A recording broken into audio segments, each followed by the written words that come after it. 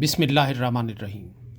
Hamas اور اسرائیل کے درمیان جنگ بندی کا معاہدہ اسرائیل کے لیے ایک دل شکن مرحلہ اور حماس کے لیے ایک ہدف کی تکمیل کے مترادف ہے۔ یہ معاہدہ بالادست اور زیر دست کے شائبے سے قطعی آزاد اور ایک جنگ کے دو فریقوں کا رنگ لیے ہوئے ہے۔ یوں اس میں اسرائیل اور حماس کے دو مساوی فریقوں کے طور پر دکھائی دے رہے ہیں، اور یہی حماس کی طاقت اور فتح ہے۔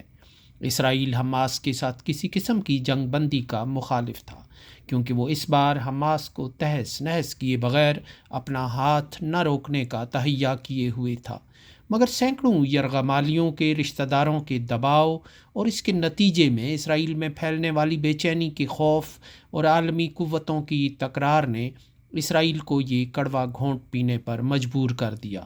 یہی نہیں بلکہ سہولت کاروں نے اسرائیل کو حماس کے ساتھ بٹھا کر معاہدے کا ایسا متن لکھا جس میں کسی طور بھی اسرائیل کی شبیہ ایک فاتح کی نہیں بن سکی، بلکہ وہ جنگ سے تھکے ہوئے ایک فریق کی حیثیت کے ساتھ سامنے آیا۔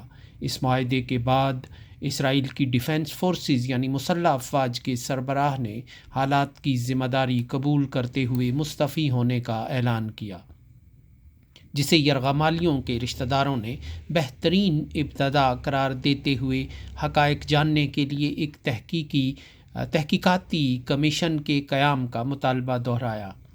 حماس کا مقصد اسرائیل کی بڑھتی ہوئی دھاک کو نقصان پہنچانا اور اسرائیل کی طاقت کی چکا چوند سے مروب عرب حکمرانوں کو ایک ایک کر کے اسرائیل کے آگے ڈھیر ہونے سے روکنا تھا۔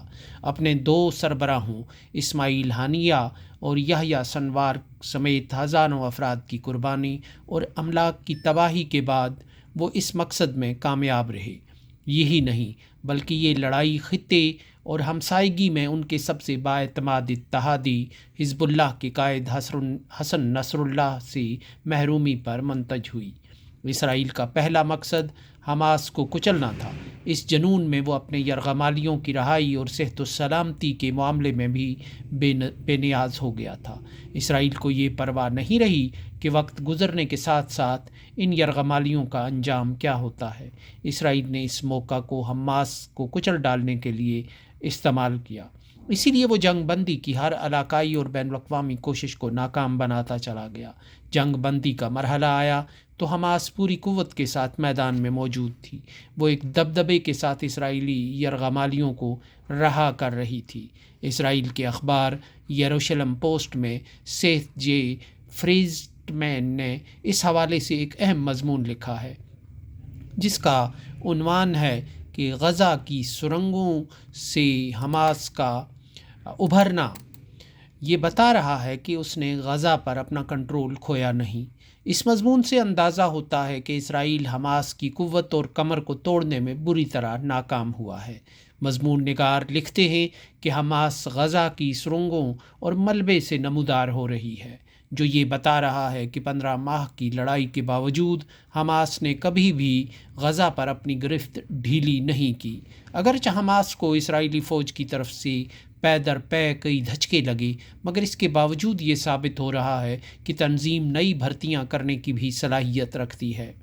یروشلم پوسٹ کے تجزیہ نگار کہتے ہیں کہ ان پر سڑکوں پر آنے کے لیے گاڑیاں اور ٹرک بھی حماس کے پاس ہیں، اور غزہ سے آنے والی ویڈیوز سے پتہ چلتا ہے کہ ان کے پاس سفید پک اپ گاڑیاں بھی موجود ہیں، جن میں حماس کے مسلح افراد بھرے ہوئے ہیں۔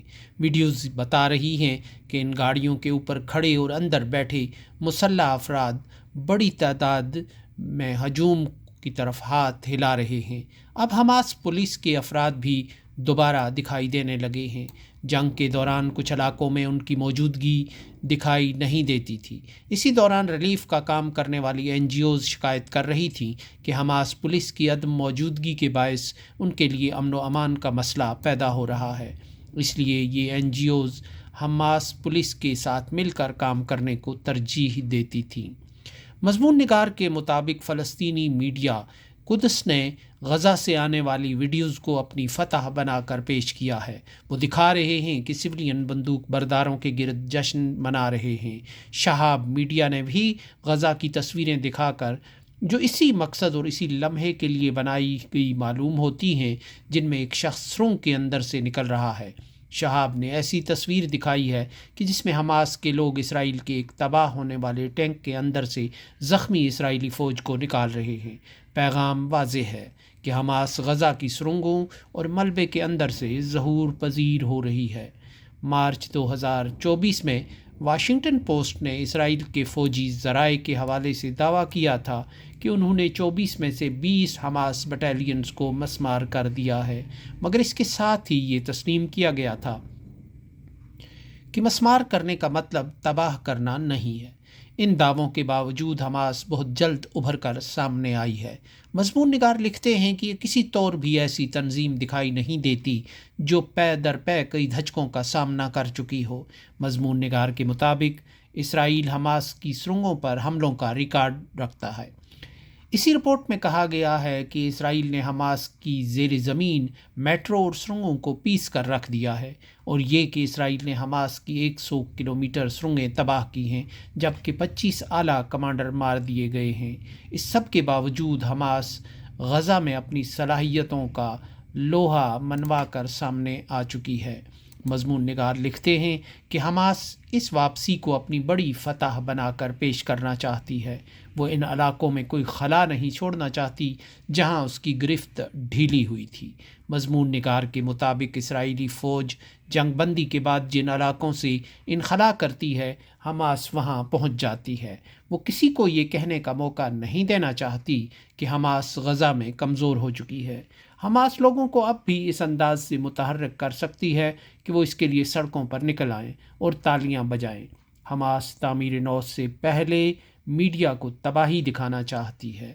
ان کا میڈیا، تاکہ یہ بتائے لوگوں کو کہ لوکل میڈیا سے ہسپتالوں اور اسکولوں تک ان کی تنظیم غزہ کے چپے چپے پر پوری قوت سے موجود ہے۔ مضمون نگار کے مطابق یہ سب حالات اس بات کی ملمہ کاری کریں گے کہ حماس اس جنگ کی فاتح ٹھہری ہے۔ اسرائیل کے اخبار کی یہ رپورٹ خطرناک جنگی ٹیکنالوجی کے حامل اسرائیل کے مقابلے میں حماس کا سخت جان ثابت ہونا بتا رہی ہے۔ دنیا میں طاقت کے مقابل نفسیاتی کمزوری کا شکار ہوتی ہوئی مزاحمتی تحریکوں کے لیے یہ ایک حیات نو کا پیغام بھی ہو سکتا ہے۔ جنگ کے انداز اور جنگ بندی کا طریقہ دونوں اپنے اندر مزاحمتی تحریکوں کے لیے گہرا پیغام لیے ہوئے ہیں۔